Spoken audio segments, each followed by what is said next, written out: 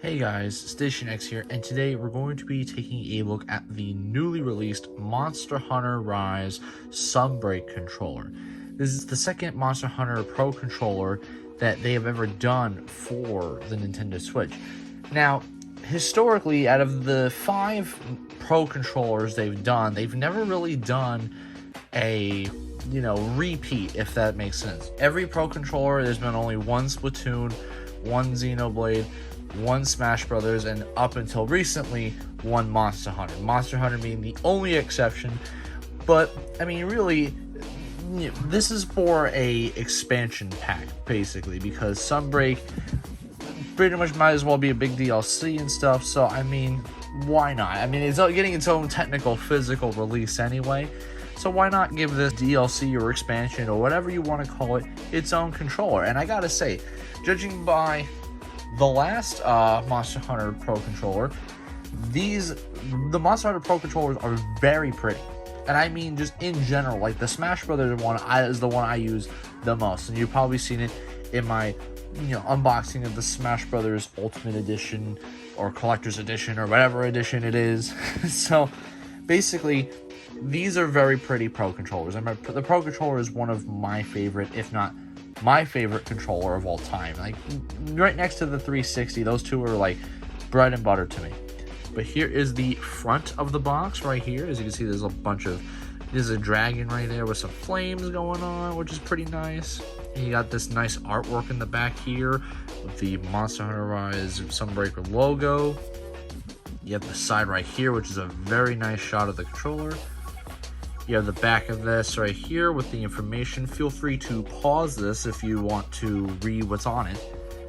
And then here's another nice looking shot of the controller. And of course, I always get this upside down, but here is the top of the box. And we're just going to take it out of the box now.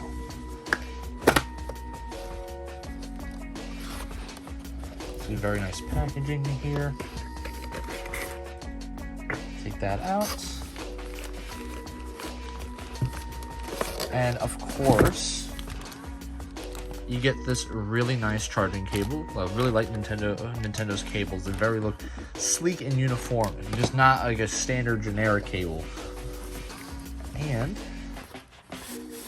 here is the controller itself. Without further ado, and there it is. Wow, look at how shiny that is. Now the original one had had gold accents. This is more silver, and the dragon was facing this way going to the left, whereas this one's facing going to the right, which is a very nice, just kind of like mirror image of each other. Very nice subtle touch. But yeah, this is basically the same Pro controller you have, with just this really nice slick design. I mean, of course, the Smash Brothers one is also very silver and shiny, and I really like my silver and shiny. Now, my problem is with special edition controllers in general, is that I really like getting them, but at times I don't like using them because of the fact that they look too nice to me. I really don't want to ruin it, and I know I'm not the only one who feels that way. It's it's a big conundrum that collectors go through, is that it looks nice, I want it, but you don't want to ruin it. And of course, you got this nice protecting here. I'm not going to take that off just because might as well just preserve the shiny plastic on there, because the moment I take that off, it's going to be fingerprint city. And of course, the back here is very translucent. You can actually see the battery in there. If you ever opened up a Pro controller, there is a little message inside the controller, which is very nice. But yeah, that is pretty much it here. I do want to do a little comparison just to show what a regular Pro controller looks like next to this. So here we have a standard Pro controller next to the Monster Hunter Rise Sunbreak controller. And as you can see, it's almost like a night and day difference. For one, I feel like you could see a little bit more of the translucentness here compared to this.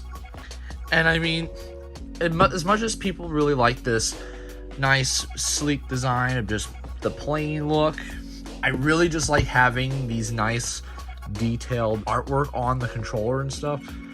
And I mean, the Smash Brothers one, if I had to pick between this and the Smash Brothers one, it's hard to say. I think I would still go with the Smash one, just because the Smash one is just something that goes to a game that I'm actually very familiar with. Monster Hunter, I'm not, it's not that I'm not a fan, I just don't, play those games as often as I do Smash. So it's like, that one holds a little bit of a special place in my heart. But of course, if you're a big Monster Hunter fan, this is something I would highly recommend you get, because this is a really nice controller. I mean, this just recently came out, so it shouldn't be too hard to find. I know it's very limited quantities, but I would just keep trying to check GameStop, eBay, maybe even Target. I know that's not the best place, but that's where I checked for mine. And so basically, if this is a controller you're looking for, it should be it should be easier to get compared to the other Pro controllers right now, just because of the fact that this is the most recent one.